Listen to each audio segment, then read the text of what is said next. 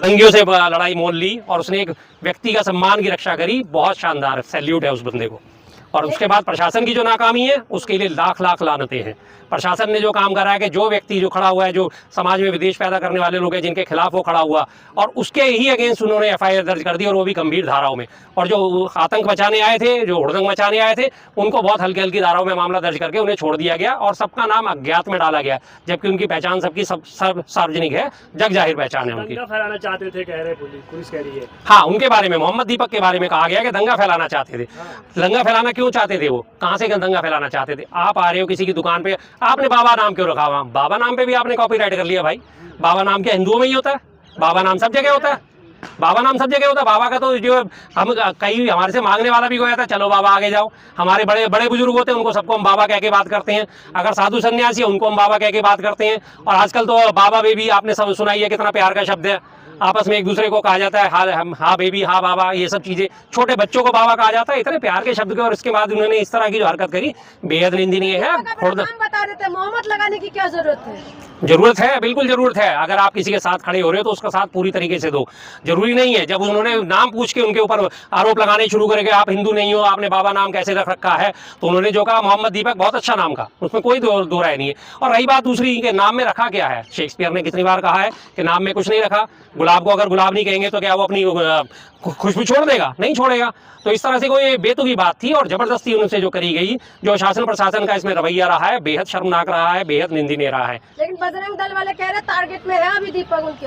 हाँ बिल्कुल, वो कह सकते हैं, क्योंकि उन्हें शासन प्रशासन का सहयोग मिला हुआ है। सरेआम धमकी दी जा रही है उसे कि हमारे टारगेट पे है, और किसी को भी जो धमकी देने वाला उसे अरेस्ट नहीं करा जा रहा। कितनी शानदार हमारे यहाँ कानून व्यवस्था चल रही है, कितनी बढ़िया। एक आम आदमी को जो है लोग धमकी दे रहे हैं, गुंडे लगातार धमकी दे रहे हैं, और उसके बावजूद भी कहा जा रहा है कि नहीं, हाँ हम इनका ध्यान रखेंगे। अज्ञात के खिलाफ है, आपको दिख नहीं रहा, उनकी पहचान करके, और उसके बाद दोबारा वो आ रहे हैं और दुनिया भर से और इधर उधर से दुनिया अपने आप को हिंदू धर्म के कहने वाले, रक्षक कहने वाले वहां पे भीड़ जुटा रहे हैं और उसके खिलाफ लगातार प्रदर्शन कर रहे हैं। ऐसे वक्त में उसे सुरक्षा मुहैया करानी चाहिए और उसी को टारगेट करा जा रहा है। इससे ज्यादा शर्मनाक स्थिति देश में बजरंग दल के चीते हैं, अपने दम पे जीते। यहाँ पे एक कदम रखो, दूसरा कदम नहीं रख पाओगे।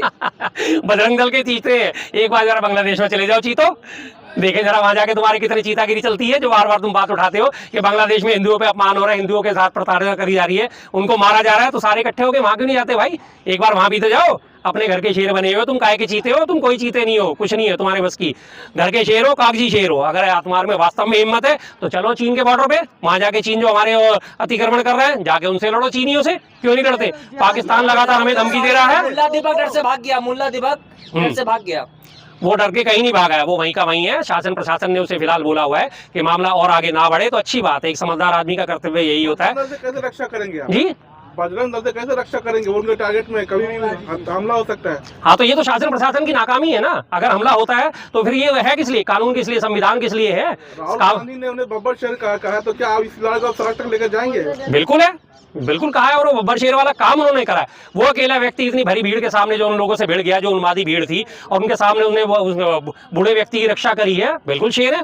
ये शेरों का काम यही होता है। जो काम करने वाले लोग हैं वास्तव में, जो हमारे हिंदू धर्म में क्या कहा है, किसी भी गरीब के साथ अन्याय हो रहा है उसके खिलाफ खड़े हो जाओ।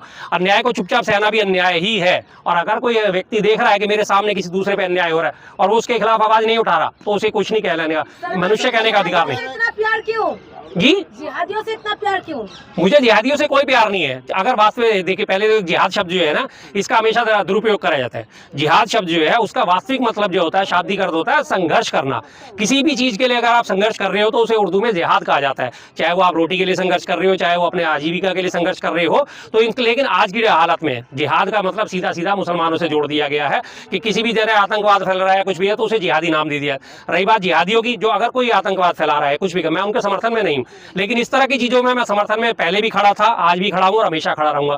देश को तोड़ने वाले, समाज को तोड़ने वाले व्यक्ति जो हैं, अगर वो इस तरह की हरकत करते हैं तो उनके सामने मैं भी चट्टान की तरह खड़ा रहूंगा। मुझे भी कोई आपत्ति नहीं है। दीपक को लोग राक्षस और कलंक कह रहे हैं, हिंदू धर्म के लोग कह रहे हैं हिंदुओं के नाम पे कलंक है दीपक। हिंदुओं के नाम पे कलंक वो लोग हैं जो एक बूढ़े व्यक्ति के पास जो 40 साल से अपनी दुकान चला रहा है और उसके बाद सिर्फ पहुंच गए कि आपने नाम क्यों बदला हुआ है। अरे भाई तुम कौन होते हो किसी को नाम देने वाले? तुम कौन होते हो? किसने तुम्हारे को ठेकेदारी ये सौंपी? आप किसी का जब पूरा संविधान हमें अधिकार देता है, हम जो मर्जी नाम रखे, जो मर्जी धर्म चुने, अपनी स्वेच्छा से धर्म चुनने की हमें आजादी दी है। बाबा साहब अम्बेडकर ने भी अपना स्वेच्छा से धर्म चुना था, बौद्ध धर्म चुना था। उसके बाद हजारों उनके लाखों अनुयायियों ने बौद्ध धर्म अपनाया। किसी को भी कहीं कोई रेस्ट्रिक्शन नहीं है। आप अपने धर्म को मानिए, दूसरे धर्म की जो है भर्त्सना मत करिए। राहुल गांधी भी नहीं बचा पाएंगे दीपक को। देख लीजिए इन लोगों की बदमाशी कितनी है। और इनकी बदमाशी क्यों है? क्योंकि इन्हें शासन प्रशासन जो आज की वर्तमान सरकार है, बीजेपी सरकार है, वो इन्हें शह दे रही है। ऐसे लोगों का मुंह बंद करने के बदले, इन्हें जेल में डालने के बदले, और वो उन्हें शह दे रही है। एक भी व्यक्ति को उठा के जेल में क्यों नहीं डाला गया अभी तक? कि राहुल गांधी भी नहीं बचा पाएंगे। इसका मतलब आपके तो हौसले बहुत बम है। आपको तो साफ साफ ये हिंदू और ये नाम का ठेकेदारी मिलने के बाद आपको देश तोड़ने की जो इजाजत मिल गई है। इस देश में अगर ये आप गृह युद्ध भड़काना चाहते हैं, धर्म युद्ध के नाम पर क्या करना चाहते हैं, इधर से कल को वो खड़े होंगे, उधर से कल को वो खड़े होंगे। ये गांधीयों का देश है, ये बुद्ध का देश है, हिंसा का समर्थन नहीं करता। लेकिन यहाँ पे जो है हमारे शासन और प्रशासन की सबसे ज्यादा बड़ी नाकामी दिखती है कि वो ऐसे लोगों के ऊपर कोई कार्रवाई नहीं करती। अगर वो ढंग से कार्रवाई करने लगे, जो कि वास्तविक काम शासन का होना चाहिए, लेकिन वो कहीं भी हमें दिखाई नहीं दे रहा है। बजरंग दल वाले कह रहे हैं कि दीपक जैसे लोगों की उत्तराखंड में जरूरत नहीं है, मतलब कटुआ है, वैसे कह रहे बजरंग वाले। वे तो के लोग हैं, मंद बुद्धि लोग हैं, मंद बुद्धि। मैं तो कहता हूँ हर घर में, हर मोहल्ले में इस तरह के लोग होने चाहिए जो देश को धार्मिक उन्माद से बचाएं, देश को इस सांप्रदायिक विभाजन से बचाएं। सांप्रदायिक विभाजन, मैं दोबारा से कह रहा हूँ इस बात को, जो आज से 100 साल पहले हुआ था, जिसकी नींव रखी गई थी, जिसकी वजह से भारत और पाकिस्तान का बंटवारा हुआ था सांप्रदायिकता के आधार पर। लेकिन आज ये लोग उसी चीज को हवा देते नजर आ रहे हैं। पुष्कर सिंह धामी का जो है रवैया क्या है इसमें मामले में? कुछ भी नहीं है। उनके ऊपर एक्शन लेना चाहिए था। बजरंग दल वालों के ऊपर, वीएचपी वालों के ऊपर 10-20 इकट्ठे होकर बदमाशी दिखाने वहां पहुंच जाते और आप उनके ऊपर कोई एक्शन नहीं लेते। उधर से हेमंत बिस्वा शर्मा जो है वो लगातार भड़काने का काम कर रहा है कि मियां भाई अगर 5 रुपए मांगे तो आप उसे 5 रुपए मत देना, 4 रुपए देना। क्या ये देश में सहन योग्य है? क्या किसी को उसकी मजदूरी नहीं मिलनी चाहिए सिर्फ इसी वजह से कि वो मुसलमान है? मंत्री होकर के 1 रुपया चुराने की हैसियत दे रहा है। चूड़ियां पहन लो। दीपक को नहीं, आपको चूड़ियां पहननी चाहिए और आपने ही चूड़ियां पहन रखी हैं। दीपक ने तो चूड़ियां अगर पहनी होती तो वो उनके समर्थन में खड़ा नहीं होता। दीपक ने जो मर्दाना काम करा है, चूड़ियां पहनने का उदाहरण अक्सर ये दिया जाता है कि औरतों जैसे काम करे, लेकिन उसने तो मर्दाना काम करा है, उसने चूड़ियां पहनी नहीं है। उसने आप जैसे लोगों को चूड़ियां पहनने पे मजबूर कर दिया। आप 50 सैकड़ों लोगों की भीड़ इकट्ठी होकर उसके सामने उसका कुछ नहीं कर पाए। और मैं कहता हूं हर व्यक्ति को इसी तरह से होना चाहिए। जहां भी धार्मिक उन्माद हो, जहां भी धार्मिक विद्वेष फैले, ऐसे लोगों को बढ़ चढ़ के सामने आना चाहिए, तभी इन लोगों के ऊपर लगाम लगेगी। वरना हमारा देश कहां चला जाएगा? रसातल में जाएगा। हमारे देश को तरक्की देने के लिए आज 140 करोड़ लोगों का हाथ है। वो एक साथ अगर काम करे तो कौन चीन और कौन जापान और कौन अमेरिका, सबको पीछे पछाड़ सकते हैं। लेकिन हमारे देश में सत्ता प्राप्ति का सिर्फ एक रास्ता है, सांप्रदायिक ध्रुवीकरण। अब दीपक के साथ खड़े हैं? बिल्कुल 100% खड़ा हूं, बिल्कुल 100% खड़ा हूं। मैं दीपक का पूरी तरह समर्थन करता हूं। मैंने तो पहले भी इस तरह के बजरंग दल का, वीएचपी का, इन लोगों का मैंने कभी कोई समर्थन नहीं करा। मुझे पता है ये लोग समाज में आग लगाने वाले लोग हैं। दीपक भाई को क्या मैसेज देना चाहेंगे आप? दीपक भाई चिंता ना करो, हम आपके साथ हैं। तन मन धन से जैसा सहयोग होगा हम आपके लिए खड़े हैं। हम आपका लेंगे आप जी बजरंग से लोहा लेंगे, लड़ेंगे। बिल्कुल ले सकते हैं, मुझे कोई दिक्कत नहीं। क्या है यार, जान 2/3 बीत गई है, 1/3 बची है।